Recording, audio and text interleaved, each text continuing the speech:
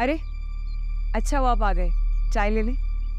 हबीब वो देग के लिए कहना है, उसी को जिससे हम देग बनवाते हैं, 2 बनवानी है। आओ आ जाओ आ जाओ आ जाओ।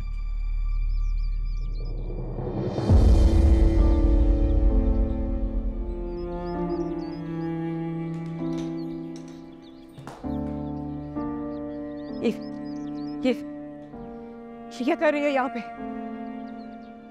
क्यों लेकर आए इसे यहाँ पे? राहीला अब यहीं रहेगी। क्या? ये क्या कर रहे हो? ये क्या कह रहे हो तुम? ये क्या कह रहे हैं आप? राहीला अब इसी घर में रहेगी। ये सब ठीक नहीं है हबीब। तुम शायद ये बात बिल्कुल भूल गए हो कि ज़हीर ने अपनी जिंदगी में ही फैसला किया था कि ये औरत इस घर में कभी कदम नहीं रखेगी। अम्मा भाई साहब रहे नहीं है।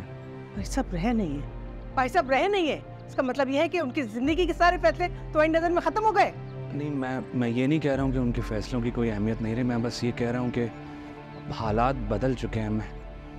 अम्मा मैं इसका शौहर हूँ, मेरे निकाह में है ये। इसका भी उतना ही हक है जितना आयशा का है। कौन सा हक? कौन सा हक? मुझे कौन सा हक दिया है आपने?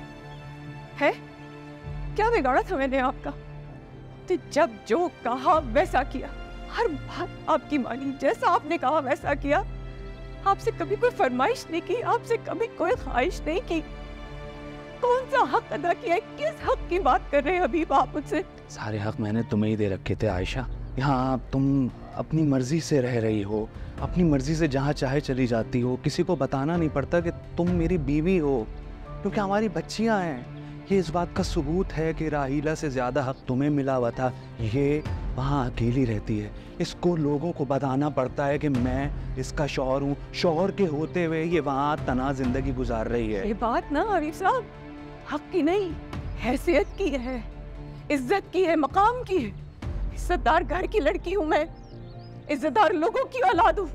आपके माँ बाप पूरे जमाने के सामने करके लाए थे मुझे अपनी बहू बना के।